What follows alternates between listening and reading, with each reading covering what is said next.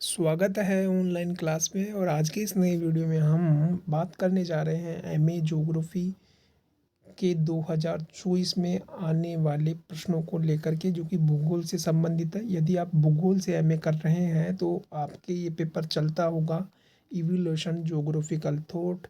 अगर जिस किसी ने भी ये पेपर लिया है तो इन प्रश्नों को ज़रूर देख करके जाइएगा, क्योंकि एग्ज़ाम 2024 के लिए ये प्रश्न बहुत ही इम्पोर्टेंट है। जिस भी स्टूडेंट्स ने ये पेपर ले रखा है इवोल्यूशन ऑफ ज्योग्राफिकल थॉट, तो वो इन प्रश्नों को ज़रूर देखिएगा, ठीक है ना। बल्कि ये पेपर किसी यूनिवर्सिटी में सेमेस्टर सिस्टम होगा तो सेमेस्टर 1 2 में चलता होगा या 1 में चलता होगा। अगर सेमेस्टर सिस्टम नहीं है तो ये पेपर आपके प्रीवियस ईयर में चलता है। इवोल्यूशन ज्योग्राफिकल थॉट, जिसका हिंदी में इसको कहा जाता है भौगोलिक चिंतन का इतिहास। ये पेपर हिस्ट्री की तरह होता है भाई, हिस्ट्री की तरह ये पेपर होता है। अगर आप इसको पढ़ते हैं तो बहुत ही मज़ा आएगा इसको पढ़ने में। हिस्ट्री की तरह ये पेपर है। भूगोल का योगदान, भूगोल का विकास कहाँ से प्रारंभ होता है उसके बारे में इसमें बताया गया है। बिल्कुल हिस्ट्री टाइप में पेपर है। तो आज ये पेपर एमए प्रीवियस ईयर में चलता है, जहां अगर सेमेस्टर सिस्टम नहीं है तो सेमेस्टर सिस्टम है तो सेमेस्टर 2 में ये पेपर चलता होगा। तो इसको आप ज़रूर देख करके जाइएगा। एग्ज़ाम 2024 के लिए मैंने इंपॉर्टेंट पेपर बनाया है। इससे पहले एक पेपर मैंने इवोल्यूशन ऑफ ज्योग्राफी का अपलोड कर दिया है, वो मैंने आपको पेपर पैटर्न बताया था। ये फाइनल प्रश्न मैं आपके लिए लेके आया हूँ, जो एग्ज़ाम 2024 के लिए इम्पोर्टेंट है। तो इनको हम देख लेते हैं। इसमें आपके पहला प्रश्न है, आधुनिक भूगोल के विकास में जर्मन भूगोलवेताओं के योगदान को समझाइए। तो जर्मन भूगोलवेताओं का जो योगदान है आधुनिक भूगोल के विकास में, उसके बारे में आपको बताना है और इसके बारे में आपको वर्णन करना है। 5 से 7 लाइनों में आपको प्रत्येक प्रश्न का आंसर देना है और पॉइंट आउट करते हुए आपको प्रश्नों को लिखना है, ठीक है ना। प्रश्नों के उत्तरों को लिखना है। इसके बाद में चलते हैं हम अगला प्रश्न कि भौगोलिक ज्ञान के विस्तार में यूनानी और रोमन भूगोलवेताओं के योगदान को बताइए। तो यूनानी और रोमन भूगोलवेताओं का क्या योगदान रहा है आपको बताना है। भौगोलिक विकास में उन्होंने अपना क्या योगदान दिया है। उसी प्रकार से जिससे आपने पहले प्रश्न को किया है पॉइंट आउट करते हुए, वैसे ही इस प्रश्न को भी आपको पॉइंट आउट करते हुए, वहाँ आपने जर्मन भूगोलवेताओं के बारे में बताया था, यहाँ आपको रोमन और यूनानी भूगोलवेताओं के बारे में बताना है, ठीक है। इसके बाद में हम चलते हैं अगले प्रश्न की ओर। ये प्रश्न तो आपके बहुत इंपॉर्टेंट, आपको 3 स्टार लगा लीजिएगा। अगर आप भौगोलिक चिंतन का इतिहास पढ़ते हैं तो इस प्रश्न को आप ज़रूर पढ़ लीजिएगा, क्योंकि ये प्रश्न हमेशा परीक्षा में पूछा जाता है। वो है आपका ये प्रश्न है, आधुनिक भूगोल के विकास में जर्मन भूगोलवेताओं के योगदान को समझाइए। तो जर्मन भूगोलवेताओं का क्या क्या योगदान रहा है, आपको ये पेपर है जो देख के जाना है पूरा कंप्लीट। इसमें से प्रश्न आपको परीक्षा में देखने को मिलेंगे भाई। 5 से आपको करने 5 ही प्रश्न होते हैं और कम से कम 7 से 8 प्रश्न आपको एग्जाम में देखने को मिलेंगे परीक्षा में। तो आप इस पेपर को ज़रूर देख करके जाएगा, बड़ा बेनिफिशियल पेपर है आपके लिए। इसको आप देख लीजिएगा। इसकी फ़ोटो मैं आपको टेलीग्राम पर डाल दूँगा। आप लिंक आपको डिस्क्रिप्शन में मिल जाएगा टेलीग्राम का, आप टेलीग्राम ज्वाइन कर लीजिएगा और वहाँ जा कर के इस पेपर को डाउनलोड करके और देख लीजिएगा। इसके बाद में हम चलते हैं अगले प्रश्न की ओर कि क्रमबद्ध व प्रादेशिक भूगोल क्या है। क्रमबद्ध भूगोल, अगर आप भूगोल के स्टूडेंट हैं तो आपने 11वीं 12वीं में पढ़ा होगा क्रमबद्ध भूगोल प्रादेशिक भूगोल क्या है। और फिर इसमें अगला प्रश्न मैंने आपको दिया है, हमबोल्ट व रिटर का तुलनात्मक अध्ययन आपको करना है, बताना है हमबोल्ट और रिटर ने अपना क्या योगदान इसमें दिया है। इसके बाद में अगला प्रश्न मैंने आपको दिया है, वो दिया है लेबेंसरोम की अवधारणा वो जेनेरी डिवाई की अवधारणा क्या है। भूगोल में रेटजेल विडाल डी ब्लास के योगदान को स्पष्ट करो। यानी रेटजेल महोदय ने और विडाल फ्रेडरिक रेटजेल है, उनका भूगोल में क्या योगदान रहा है और विडाल डी ब्लास महोदय का क्या योगदान रहा है, उसके बारे में आपको वर्णन करना है। और लेवेंसरोम और जेनेरी डिवाई की इस अवधारणा को आपको बताना है कि वो क्या है। इसके बाद में चलते हैं हम अगले प्रश्न की ओर। अगला प्रश्न आपके है, अंधयुग से क्या तात्पर्य है। अंधयुग क्या है, अंधयुग जब आया तो उस समय मैं आपको बताऊं पादरियों का बोलाबाला हो गया था, ईसाई धर्म का बोलाबाला हो गया था और उसमें भूगोल का कुछ भी विकास नहीं हुआ। उस काल में भूगोल का कुछ भी विकास नहीं हुआ, क्योंकि ईसाई धर्म का बोलाबाला होने के कारण जो भूगोलवेत्ता अपना विकास नहीं कर पाए और जो अगर खोज करने की अन्वेषण करने की कोशिश करता था उसको मार दिया जाता था। तो इस जो काल गुजरा उसको अंध युग कहा गया। तो इस तरह से अंध युग का बारे में आपको बताना है कि अंध युग क्या था।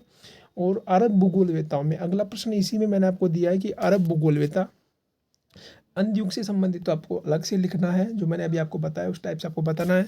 फिर आपको अरब भूगोलवेताओं में अल बरूनी अरब भूगोलवेताओं में अल बरूनी व अल मसूदी व अल इदरीसी के योगदान को बताना है कि अल बरूनी, अल मसूदी और अल इदरीसी ने अपना क्या क्या योगदान दिया है आधुनिक भूगोल के विकास में।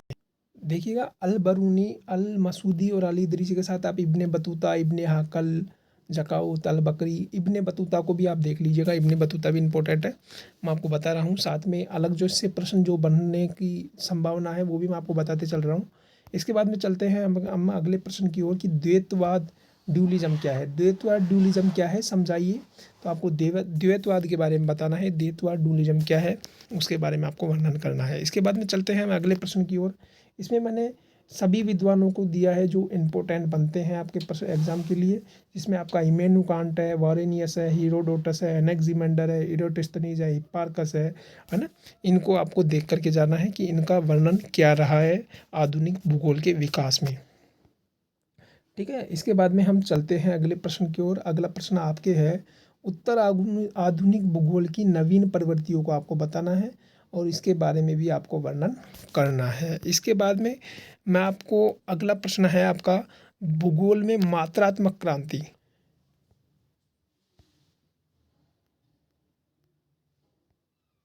इसके बाद में अगला प्रश्न है, भूगोल में मात्रात्मक क्रांति के परिणामों को आपको बताना है कि भूगोल में मात्रात्मक क्रांति के क्या क्या परिणाम हो सकते हैं। इसके बाद में हम चलते हैं अगले प्रश्न की ओर। फिर अगला प्रश्न है आपके, नियतिवाद व संभाववाद की विचारधारा को आपको आलोचनात्मक परीक्षण करना है। यानी नियतिवाद संभाववाद कक्षा 12 में भी आपने पढ़ी होगी, आप जानते होंगे यदि आप भूगोल के स्टूडेंट हो तो। नियतिवाद और संभाववाद की विचारधारा का आलोचनात्मक परीक्षण आपको करना है और इनके बारे में आपको लिखना है। इसके बाद में चलते हैं हम अगले प्रश्न की ओर। अगला प्रश्न आपसे पूछा जा सकता है, भूगोल में प्रतिमान पैराडाइम क्या है और टिप्पणी करो। यानी प्रतिमान पैराडाइम क्या है उसके बारे में आपको बताना है और लिखना है। फिर चलते हैं हम अगले प्रश्न की ओर। अगला प्रश्न है, अतिवाद रेडक्लिज्म। अतिवाद रेडक्लिज्म क्या है, आलोचनात्मक वर्णन आपको करना है रेडक्लिज्म के बारे में।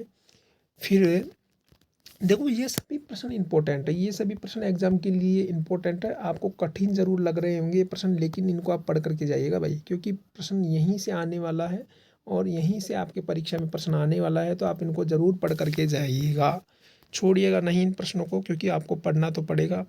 चलते हैं इसके बाद में अगले प्रश्न की ओर। भूगोल के विकास में भारतीय प्राचीन, पौराणिक व वैदिक ग्रंथों का जो योगदान क्या रहा है भूगोल के विकास में, कि पौराणिक के समय में भूगोल का कैसे विकास हुआ, वैदिक काल में भूगोल ने किस प्रकार से विकास किया, इसके बारे में आपको वर्णन करना है और लिखना है। और इसके बाद में मैंने कुछ प्रश्न जो परीक्षा की दृष्टि से इम्पोर्टेंट बन सकते हैं उनको टिप्पणी टाइप में आपको दिया है, तो आप इनको भी देख करके चले जाइएगा। हेटनर हॉटसन, स्थानिक तंत्र की संकल्पना। अगला है आपके, मानव भूगोल में फ्रांसीसी भूगोलवेता। ये स्थानिक तंत्र की संकल्पना ये इम्पोर्टेंट है। इसके बाद में अमेरिकी भूगोलवेता, ये भी इम्पोर्टेंट है। और इसके बाद में लास्ट प्रश्न मैंने आपको दिया है, वो दिया है भूगोल के विकास में समस्याओं पर। भारत में भूगोल के विकास व समस्याओं पर आपको लेख लिखना है। ये प्रश्न थे जो इवोल्यूशन ऑफ जोग्राफिकल थॉट यानी भौगोलिक चिंतन के इतिहास में इंपॉर्टेंट थे। इस पेपर की पीडीएफ, संपूर्ण पेपर की पीडीएफ आपको टेलीग्राम पर मिल जाएगी और आप टेलीग्राम को ज्वाइन कर लीजिएगा, लिंक आपको डिस्क्रिप्शन बॉक्स में मिल जाएगा, ठीक है ना। अगले, ये फाइनल पेपर था भाई, ये कौन सा पेपर था, आपका फाइनल पेपर था। अब इस पेपर के बाद में आपका कोई पेपर नहीं आएगा एग्ज़ाम से संबंधित, क्योंकि पिछले वीडियो में मैंने आपको पेपर पैटर्न के बारे में बताया था, लेकिन मैंने अब फाइनल पेपर डाल दिया है। ये आप इसको पढ़ करके चले जाइएगा भाई एग्ज़ाम के लिए, ठीक है ना। फाइनल पेपर है ये, आपका फाइनल पेपर है और इसको आप देख करके चले जाइएगा। एग्ज़ाम में आपको इस पेपर में से 5 से 7 प्रश्न आपको देखने को मिलेंगे और आप इनमें से प्रश्नों को कर सकते हैं। तो ये आपका पेपर था और जब तक के लिए मुझे दीजिए इजाज़त, नमस्कार।